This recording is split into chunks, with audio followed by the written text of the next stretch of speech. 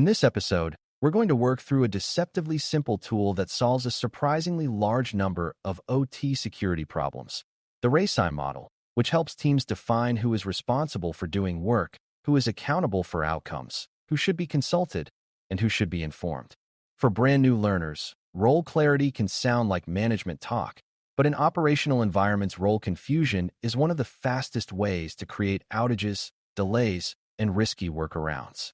When something changes in a plant, the question is rarely whether the change should happen, but who is allowed to approve it, who will execute it safely, who must be involved so it does not break production, and who needs to know afterward. Without clear ownership, tasks fall through gaps, people step on each other, and emergency decisions become personal favors instead of disciplined actions. In OT security, where engineering, operations, safety, and security often share overlapping responsibilities, the RACI model becomes a practical way to reduce friction and make security support operations rather than collide with them. By the end, you should be able to explain what RACI means, why it matters in OT, and how it prevents the most common ownership failures that create long-term cyber risk. Before we continue, a quick note. This audio course is a companion to our course companion books. The first book is about the exam and provides detailed information on how to pass it best. The second book is a Kindle-only ebook that contains 1,000 flashcards that can be used on your mobile device or Kindle. Check them both out at cyber.author.me in the Bare Metal Study Guide series. To understand the RACI model, it helps to define each letter in plain language and to keep the definitions consistent.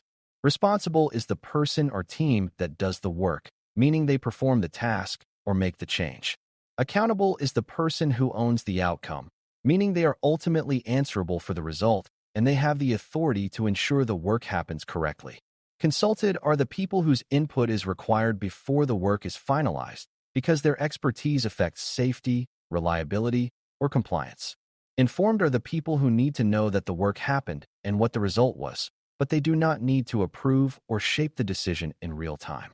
A beginner misunderstanding is to think responsible and accountable are the same thing, but they are often different in OT. For example, an engineer might be responsible for implementing a network change, while an operations leader might be accountable because the change affects uptime and must align with production plans. Another beginner misunderstanding is to treat consulted as optional, when an OT consultation is often what prevents a well-intentioned change from breaking a critical process. The power of RACI comes from making these roles explicit before work begins, rather than discovering them during an outage. The reason RACI is especially valuable in OT security is that OT environments are built from shared dependencies, which means one team's change can affect another team's safety and performance. Engineering may manage controllers, control networks, and vendor systems. Operations may manage schedules, staffing, and the day-to-day running of the process, including responding to alarms and anomalies. Security may manage identity, monitoring, and broader risk governance, often with responsibilities that span both business networks and operations networks. On top of that, safety teams may have authority over certain kinds of changes, and vendors may control parts of the environment through support agreements. In that world, unclear ownership can lead to two damaging patterns. Either nobody acts because everyone is waiting for someone else, or people act unilaterally because they feel pressure to fix something quickly. Both patterns increase risk.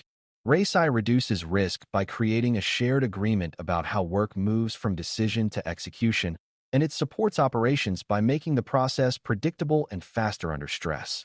Beginners should see RACI as a coordination tool that prevents security from becoming an interruption at the last moment. In OT, one of the most common ownership problems is the orphan system, where a system exists and is used, but no one feels responsible for maintaining it. This might be a legacy server that runs an important service, a shared switch that many systems depend on, or a vendor-provided component installed years ago. Orphan systems become hotspots for risk because patches are delayed, access reviews are ignored, and monitoring is inconsistent. RACI helps by forcing the organization to assign responsibility and accountability explicitly, even if the system is old and unpleasant to manage. Responsibility might sit with a technical team that has the skills to maintain the system, while accountability might sit with a leader who can allocate time and resources to keep it healthy.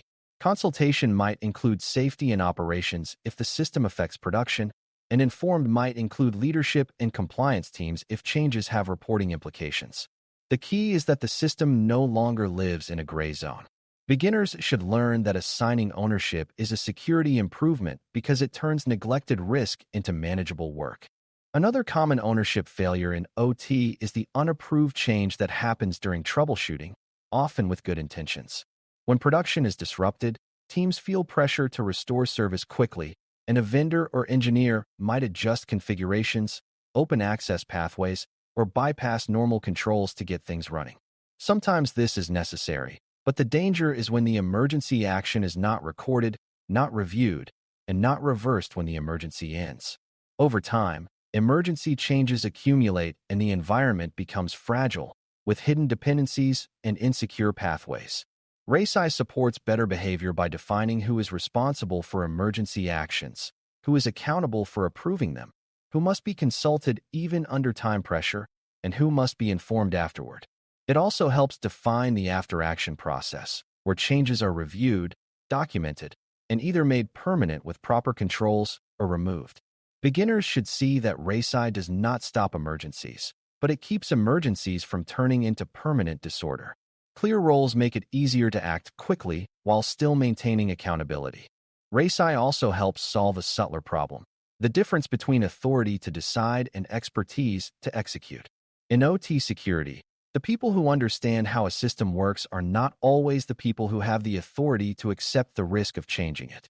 For example, a security team might have expertise in access control and monitoring, but operations leadership may be accountable for uptime and must decide whether a change is acceptable during a critical production period. An engineer might be responsible for implementing a segmentation change, but a safety leader might need to be consulted because the change could affect how alarms propagate or how emergency responses are triggered. If these roles are not explicit, decisions can become personal conflicts instead of structured trade-offs. RACI makes the separation normal.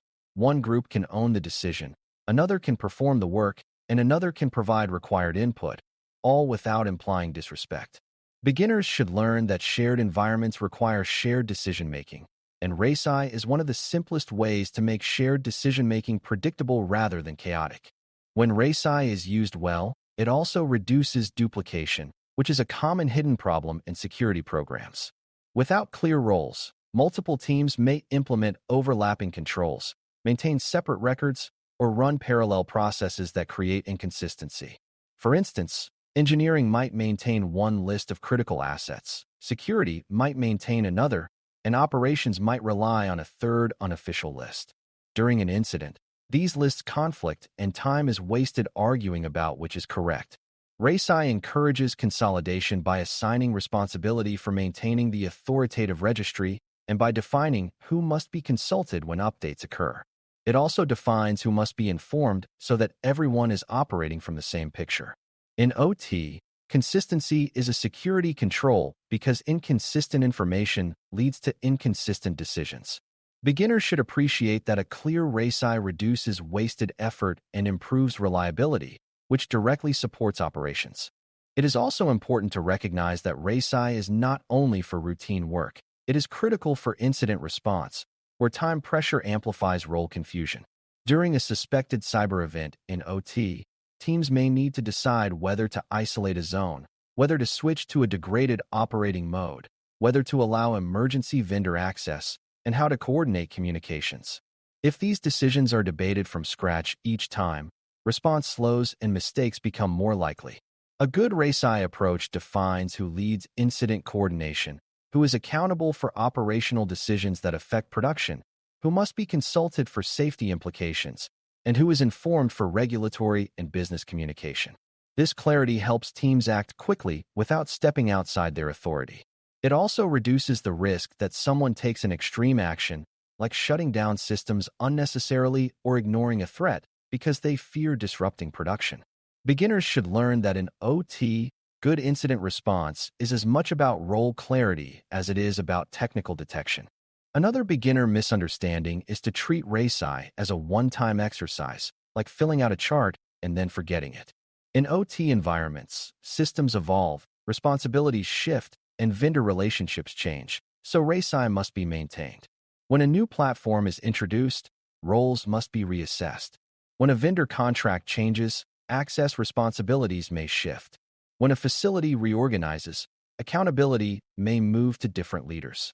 A mature program reviews RACI assignments regularly and updates them as part of governance, which keeps the model aligned with reality.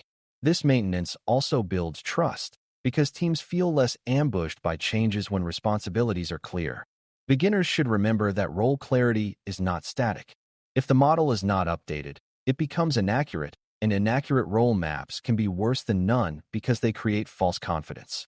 As we wrap up, the RACI model provides a practical way to create clear ownership across engineering, operations, and security in OT environments where shared dependencies make confusion costly.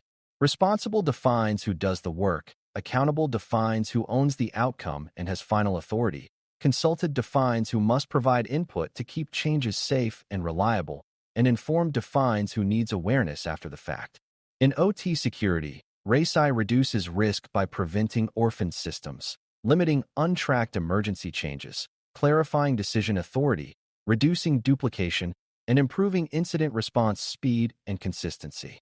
It supports operations by making security work predictable and by ensuring changes are coordinated rather than disruptive surprises. Most importantly, it helps teams collaborate without constant conflict by turning personal debates into structured roles and agreed decision flows.